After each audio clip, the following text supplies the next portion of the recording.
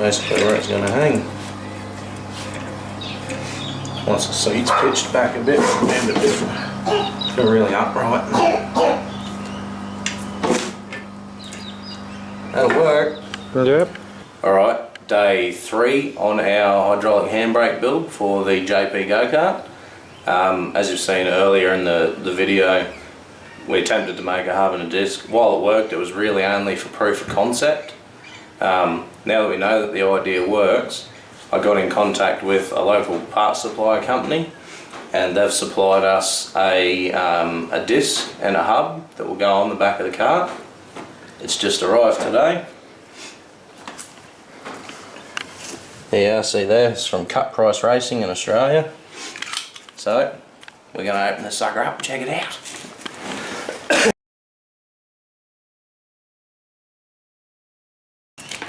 Nice little machine face on it, looks like it's roughly 4mm. And there we are. See a nice little hatching in the face of it. So, this is going to resolve our disc issue on the back. Always ensure bolts are tight before operating this component. Cool. And see, this hub is just very similar to the actual wheel hubs that are used on these carts, well this particular cart anyway. One thing I do like about this is that's an actual clamp. It's 2 pieces. Most of the other stuff has only got 1 bolt on one side, which doesn't really give you a lot of love. Cool, this is a nice beefy looking disc. Alright, so we got our brake hub from Cut Price Racing this morning. We're going to go ahead and fit it onto the axle. We're going to show you, in our case, what we need to do in order to accomplish that, and what sort of tools we're going to need to accomplish that. We'll give you a quick rundown of probably the simpler way to pull an axle out, or at least for us in our situation. And then I'll go through the motions of putting it all back together and making sure everything is correct, so that when you do go to test it, it should hold up, no worries. So the first thing we've got to do is show you the tools, right? So we've got our brake here. It's our new brake. One of the things that's important with anything that goes onto an axle is to make sure that you have key steel, and the correct key steel. This is 6mm, right? So what that does is it slips inside a groove on our axle, and also slips inside this groove to prevent this hub or the sprocket or anything that's on your axle from actually slipping around the outside diameter of the axle when it's being used. So key steel is very important, and make sure you've got the right size. Thirdly, we're going to need some Allen keys. These are just to undo the little retainers on our bearings. Flathead screwdriver for that pesky clip on the chain. I'll show you what I believe to be an easy way of doing that without flinging it across your garage and losing it. Also, you're going to need whatever sizes you need to undo excuse me, whatever sizes you need to undo the bolts on the bearing retainers on your axle. So let's get into that. First, we're going to start with the chain. So I've moved the axle around to the point where our joint is on our chain. Now, how I do this, you can do it with pliers or side cutters if you want, but the way I do it to make it a little easier is I stick my finger on the back side clip of the actual, or the backside curve, sorry, of the actual clip. Then you get your flathead and you'll see the open side of the clip. While you've got your finger just firmly over it, push the front side of the clip, sorry. You'll see it'll move a little bit and then click. Right, so then you just get the side, push a little bit more, and you've unclipped it, and your finger has saved it from an almost certain fate of not being able to be found again. So once you've done that, simple, pull the extra little the side of the link off. Alright, now it's always a good idea to stick them somewhere you know you're going to be able to find them again. Then our chain will just come off. This is almost at the point of needing a new chain. That's probably not the best condition for a chain to be in. They should only sag a little bit, but Yeah, that one's getting pretty bad. Alright, so we've got all our grub screws loose. What's probably going to be the better option for us here is to tap the axle from the left, pushing the bearings so that we can along the shaft so that we can lift the axle out easily. What I am going to do is just spray a bit of Lanox around the shaft where we want the bearings to slip. This axle, while it's new, it's a little bit rusty because it gets used on wet grass quite a bit, this cart. So with a rubber mallet, so as not to bend your wheels or anything, give it a quick tap. You'll see, if you can get up here, you'll see a nice distinctive little ring there where the bearing was sitting on the axle. Now it's shifted. So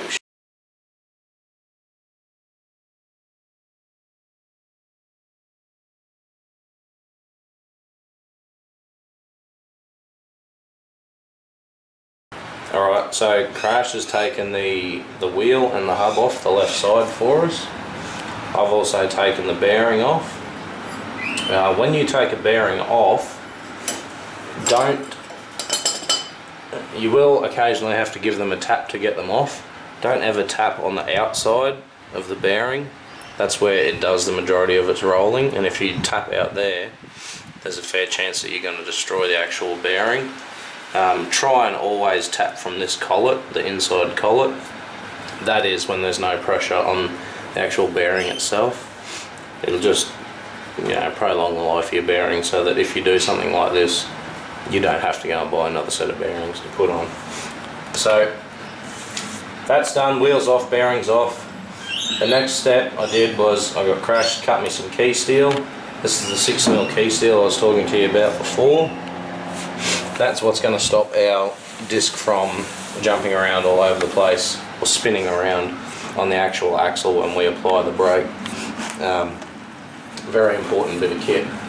Now, which way should we put the disc? That way or that way?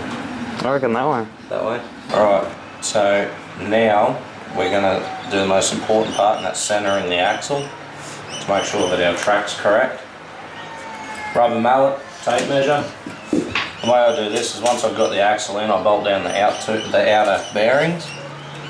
Then what I do is I measure, because when you tap away at this axle, the bearing won't move, right? The axle moves. So what I do is I measure from the outside of the bearing collet to the outside of the axle. Right, on this side we have, if it'll sit still, on this side we have 148mm hanging out. On this side we have 180mm. So that clearly tells us the axle has to go that way. Then we get a little bit out with the rubber mallet. Then we give it another look in. Right, so we're at 175, we'll go a little bit more.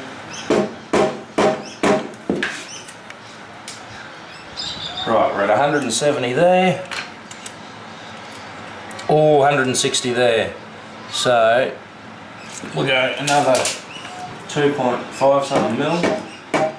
That should bring us around to about 165 on each side. Well, that's where we're going to want to be, is roughly around 165 on either side.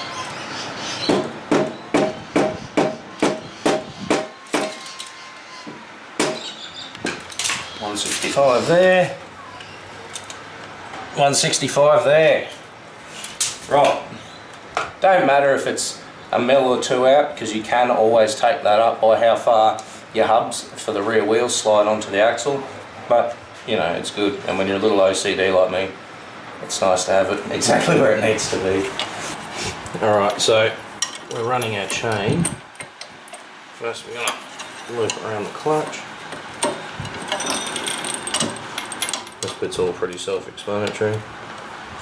Just for me, to make it easier, I usually put the clutch or the link of the chain at the top of the sprocket where it's a bit easier to work. Then we go ahead, put the first part of our master link in, second part, push them firm together. Now, this is what I was talking about earlier, this little clip. I've seen a lot of people put these on over the years with the prong facing in the direction the chain travels. There is hundreds of things that the chain, well, this link could potentially catch on and break that link or flick it off. Then of course your chain falls off. On motorbikes especially, it's very dangerous, you know, considering how fast they can go. If a chain drops off, then it wraps around your wheel. So what I do, and what you should do, is when you put this clip on, put the curved side of the clip facing the direction the chain is going to travel while the vehicle's moving. So I'll put it on that way. Then just hold it again, give a little push from behind. This can be a little tricky sometimes. There we go. And then it's on, and see the curve is facing the way the chain is going to travel. So at no point should that clip be able to get caught on anything and undo itself. Alright, so as day 3 of go-kart e-brake draws to a close, we've finally got it to a point where we can go and test it. I'm just going to walk you through what I've done and how we've done it really quickly, then we're going to go try it. So, as you can see there, and you remember from earlier, a bit shaky, but that's our disc that we got from Cut Price Racing in the hub. Now, the reason I didn't get anything else brake wise for this is because we were going to make our own particular brake style. So I made a bracket for a motorbike caliper. Alright, then we follow this line over here and we have that. The piece de resistance, it's a bit hard to get it all in there, but that's a brake slave off a trailer, or for a trailer. Nice little anodised cup, and a handle that I've spent maybe the last day and a half making. Just roughly mounted for now, and I've just tacked it on at the back and around the other side, but we're just about to go test it, see how it all works.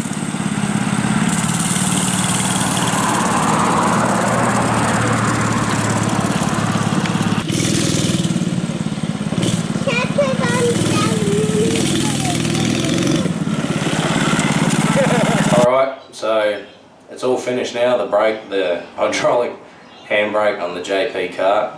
It's been a long 3 days, I've been sick. It was a challenge at times, the head didn't want to work, but it's done now.